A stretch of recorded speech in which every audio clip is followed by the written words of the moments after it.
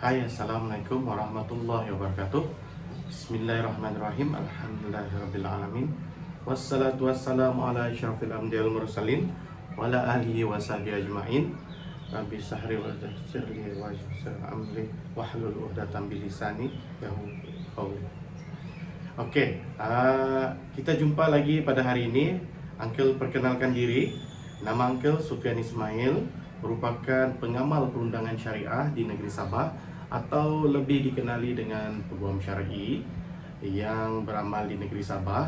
So pada hari ini Uncle akan share beberapa tips mengenai isu di mahkamah syariah di bawah tajuk apakah dia muta'ah, bilakah boleh dituntut muta'ah. So siapakah yang layak menuntut muta'ah? Adakah muta'ah ini perlu dituntut oleh seorang isteri? So Uncle akan expand pada hari ini.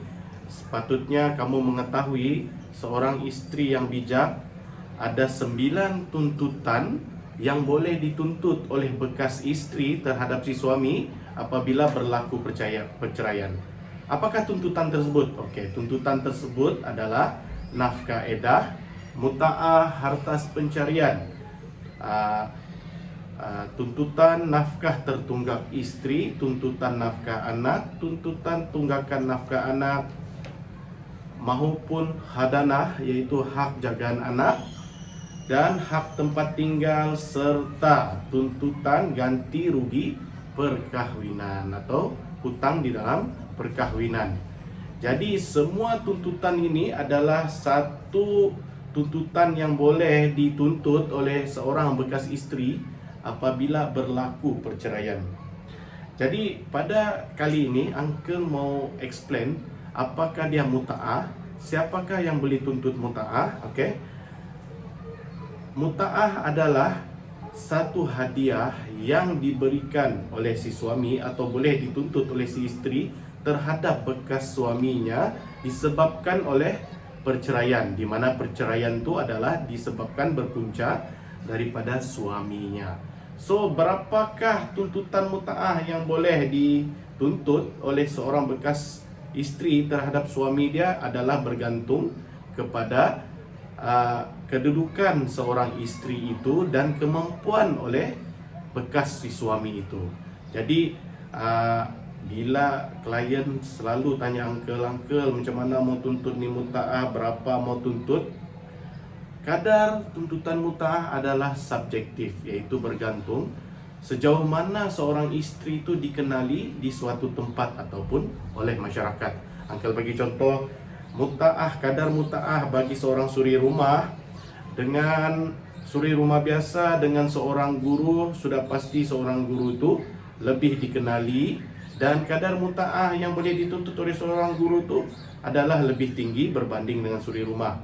Dan begitu juga seorang isteri yang mungkin bekas isteri ini merupakan seorang anak yang ternama, mungkin seorang YB punya anak ataupun menteri ataupun artis selebriti. Jadi golongan-golongan ini orang cakap berpeluang untuk menuntut muta'ah yang lebih tinggi nilainya terhadap si bekas suami, bergantung dengan kemampuan si suami itu sendiri. Uncle harap tidak adalah bekas isteri itu syok sendiri di dalam menuntut tuntutan muta'ah tu dengan kadar yang tidak munasabah. Jadi di sini apabila seseorang itu berhajat untuk menuntut muta'ah, Uncle sarankan supaya dapatkan hikmat seorang peguam. Di mana seorang peguam ni akan menilai kadar yang berpatutan boleh dituntut oleh seorang bekas isteri ini terhadap bekas suami. Jadi Uncle mau bagi contoh lah di sini, di mana semua peringkat golongan boleh menuntut tuntutan muta'ah terhadap bekas suami.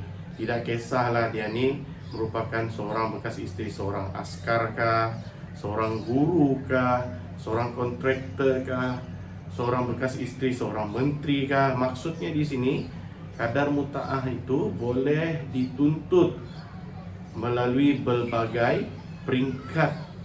Orang cakap tidak kisahlah yang sudah kahwin 5 tahun, 10 tahun, 1 tahun maupun 20 tahun. Okey. Cakap benda mutaah ni, selalu orang tanya uncle, bolehkah tuntutan mutaah ni dituntut apabila si suami ni sudah meninggal dunia? Okey, bagi bekas suami yang telah pun meninggal dunia, jawapannya kita tidak boleh menuntut mutaah.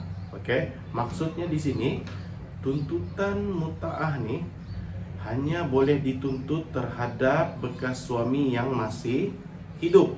Okey, maksudnya mutaah ni tidak boleh dituntut terhadap suami yang sudah meninggal dunia. Dia berbeza dengan harta sepencarian, di mana harta sepencarian ni walaupun si bekas suami sudah pun meninggal dunia, tapi seorang isteri tu atau bekas isteri tu dia masih boleh menuntut harta sepencarian melalui waris-waris si bekas suami. Contohnya, dia boleh menuntut harta sepencarian yang direspondenkan terhadap anak-anak bekas suami, iaitu anak kita sendirilah ataupun mungkin ahli waris yang lain.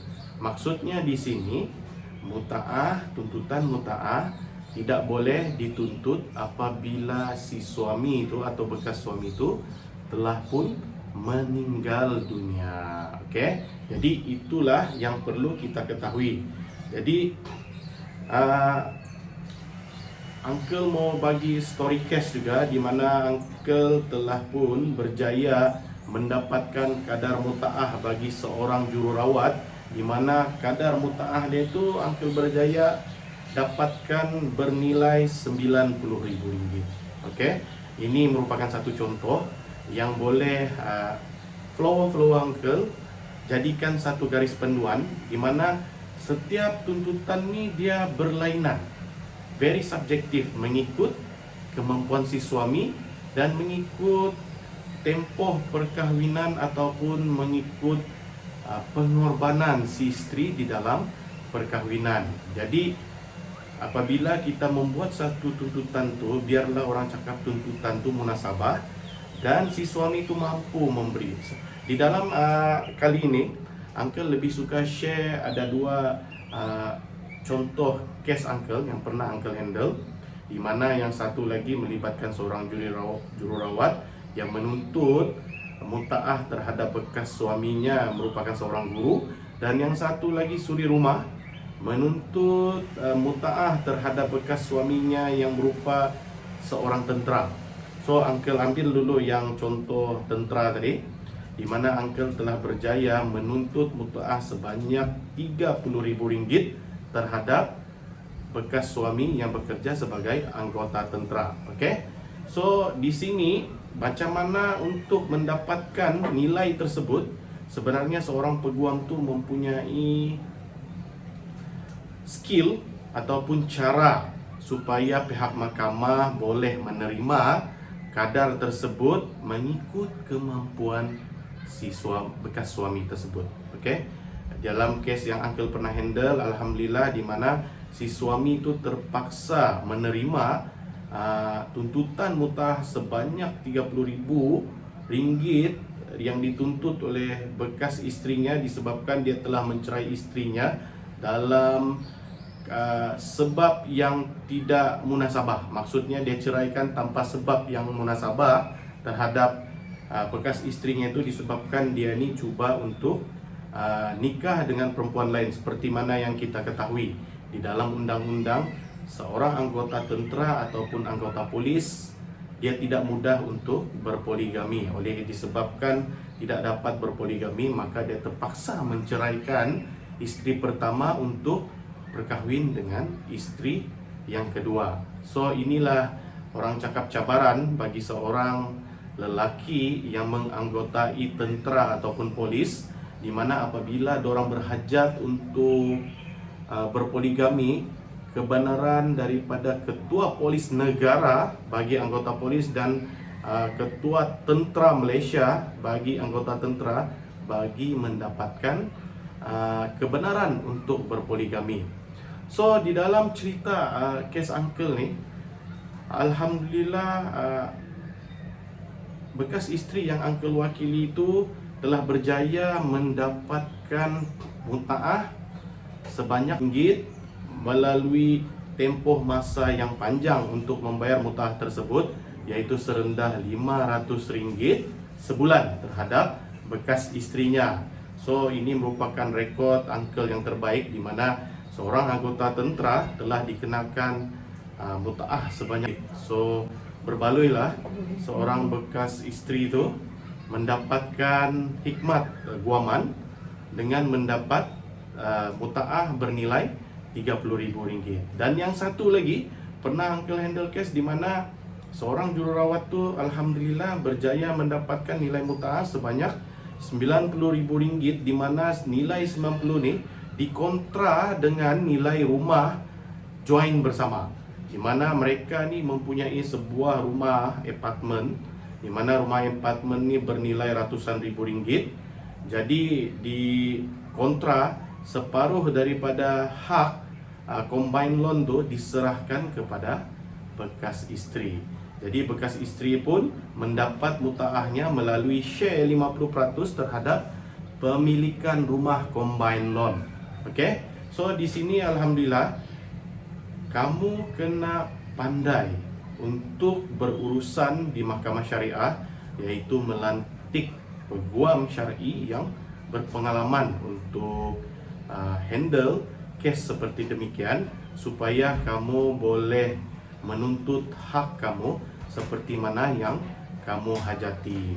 So daripada story case yang uncle kongsikan ini, harap follower uncle boleh terbuka minda dan terbuka fikiran dia untuk bertindak di mahkamah syariah untuk menjadi seorang wanita ataupun bekas isteri yang orang cakap tahu mendapatkan hak apabila berlakunya perceraian. Ingat, kita ada 9 tuntutan yang boleh dituntut terhadap bekas suami apabila berlakunya perceraian.